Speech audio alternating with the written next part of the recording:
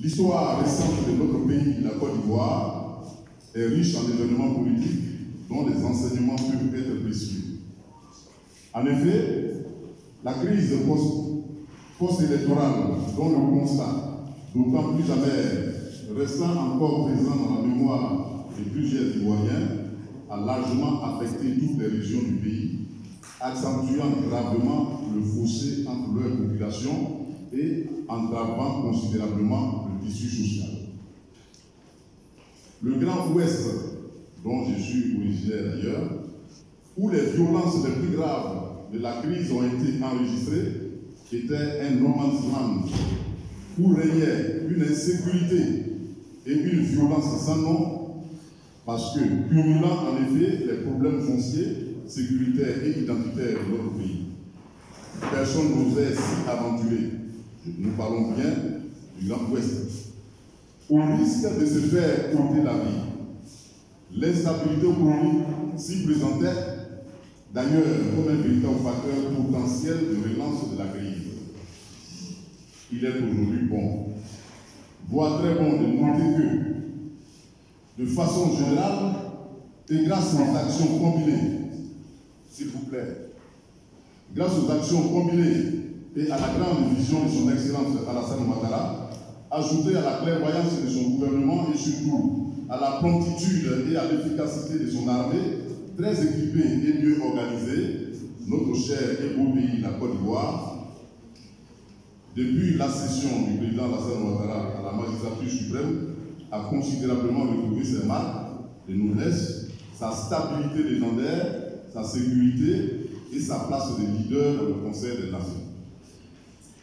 Ainsi, convient-il de rappeler quelques-unes des actions du chef de l'État pour une meilleure visibilité de notre démarche. S'il est un défi majeur de toute sa vie professionnelle que le président Alassane Ouattara aura réussi à relever avec brio, c'est bien d'avoir remis sur pied son pays, la Côte d'Ivoire, après la profonde crise post-électorale de 2011. Et son bilan sur la période 2011-2019 est à cet effet fort éloquent à tous égards. Les Ivoiriens ne sont certes pas désormais dans le meilleur des mondes, mais les réalisations du président Alassane Ouattara en seulement 8 ans apparaissent comme un miracle. L'ancien directeur général adjoint du FMI a toujours dit qu'il n'est de développement que ce qui améliore le quotidien des populations, avec notamment la mise à disposition des services sociaux. De ce point de vue, le bilan du chef de l'État, son Excellence Alassane Ouattara, est convaincant et indiscutable. Les actions. Dans le secteur de l'eau potable, ce sont plus de 3000 nouvelles localités qui ont été reliées au réseau. Certaines ont dû attendre 30 ans pour avoir un château d'eau. En matière d'électricité, à fin 2017, 4600 localités étaient électrifiées, contre 2847 en 2011. En outre, 408 882 ménages ont bénéficié de branchements sociaux d'octobre 2014 à septembre 2018 grâce à un paiement initial de 1000 francs CFA. Le barrage hydroélectrique de Soubré, d'une puissance de 275 MW, participe de la bonne performance du secteur. Résultat, le taux de couverture nationale en eau potable et électricité est toujours de l'ordre de 80%. Au chapitre de l'éducation, de 2011 à 2018, ce sont 30 621 salles de classe du préscolaire et du primaire, 242 établissements secondaires, 2 CAFOP et 7 établissements d'enseignement technique et professionnel qui ont été construits.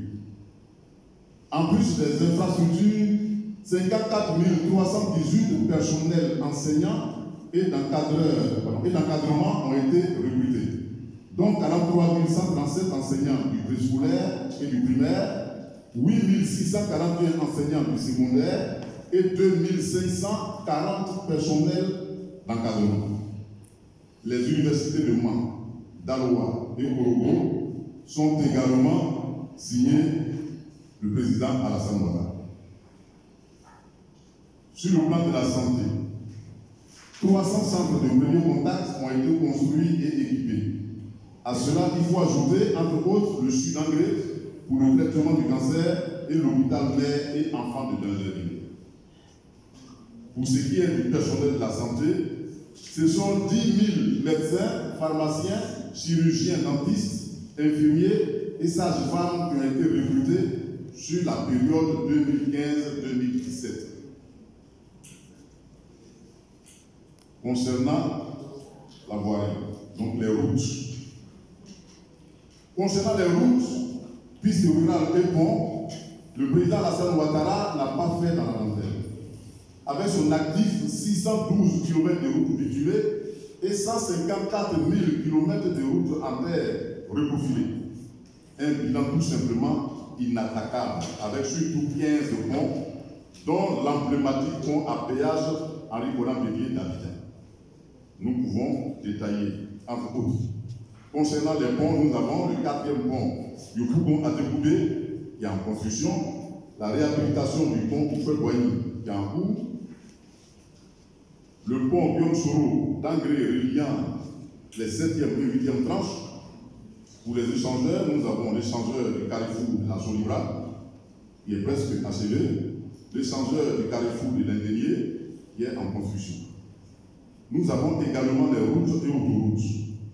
L'autoroute Abidjan-Bassam achevée, l'autoroute Abidjan-Yamsoukro achevée, l'autoroute Yamsoukro-Bouaké en cours de réalisation, la route Ndoussi, Gagnoua, Kibéroua, Issia, dont les travaux de réhabilitation se poursuivent, l'autoroute Yamsoukro, Bouaflé, Daroua, Diokoué, Bangoloma, Touba, Odiéné, dont les travaux ont déjà commencé et se poursuivent.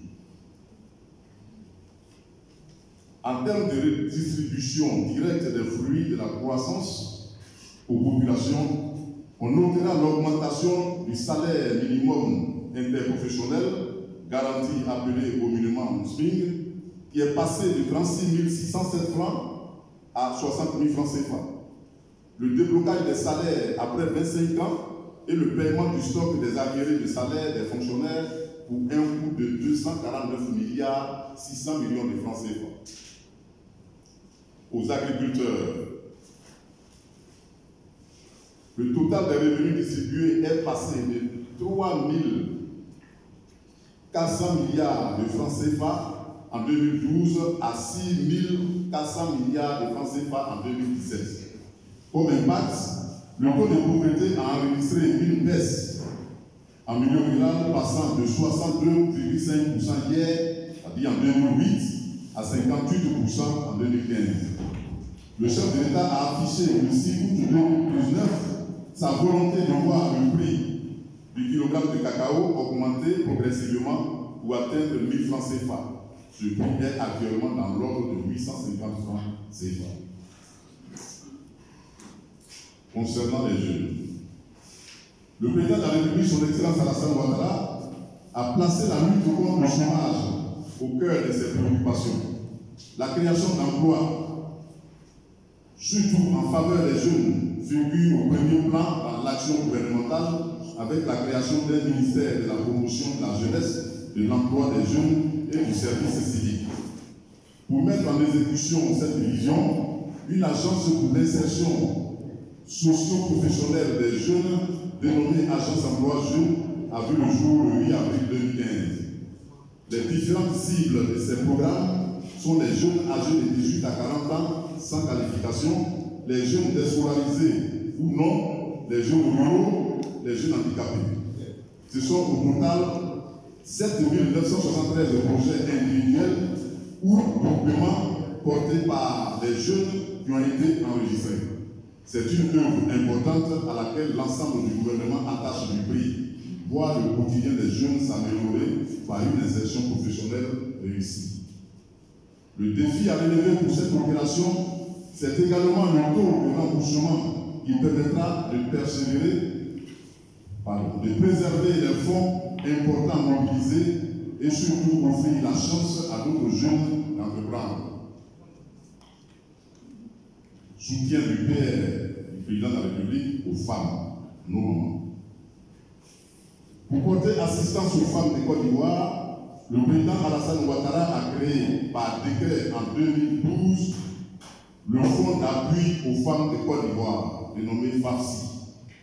7 ans après, la dotation du fonds pilotée par la première dame, Mme Dominique Ouattara, est passée de 12 milliards de francs CFA, permettant de financer des activités génératrices de revenus pour près de 200 000 femmes. Le FAFSI, financé par le budget, fonctionne sur la base d'un système de crédit à titre individuel ou collectif, dont les prêts varient dans l'ensemble entre 30 000 et 1 million de francs CFA, selon que le souscripteur est une personne individuelle ou un groupement. En 2019, sa cagnotte de crédit a atteint 29 milliards de francs CFA, avec pour axe prioritaire les femmes vulnérables. En diplomatie, le président Alassane Ouattara a réalisé un travail de titan en hissant le pays, notre chère patrie, la Côte d'Ivoire, au sommet des sommets avec son élection en juillet 2017 comme membre non permanent du Conseil de sécurité des Nations Unies. Ces progrès ont été possibles grâce à une gestion macroéconomique rigoureuse. L'économie a connu une évolution fulgurante, passant d'une croissance négative, moins 4,2% en 2011, à une croissance positive moyenne de 9% sur la période de 2012-2017. Le taux d'inflation est de 0,4% sur une norme UEMOA de 3%. Le taux d'endettement était de 42,6% du PIB en 2017 sur un ratio sous-régional de 70%. Quant au taux de pauvreté, il est passé de 51% en 2011 à 46,3% en 2015. Une performance des plus enviées au monde. Au total, le bilan du président Alassane Ouattara parle de lui-même, se défend seul et vaut à notre pays respect et admiration. Un tel bilan ne saurait laisser indifférent tout Ivoirien digne de ce nom et motive notre engagement à travers la création d'une structure à l'effet non seulement d'exprimer notre profonde gratitude au chef de l'État et à son gouvernement, mais et surtout de le soutenir pour la poursuite et la réalisation de ses objectifs de développement durable, de paix et de réconciliation vraie pour un vouloir vivre collectif réussi.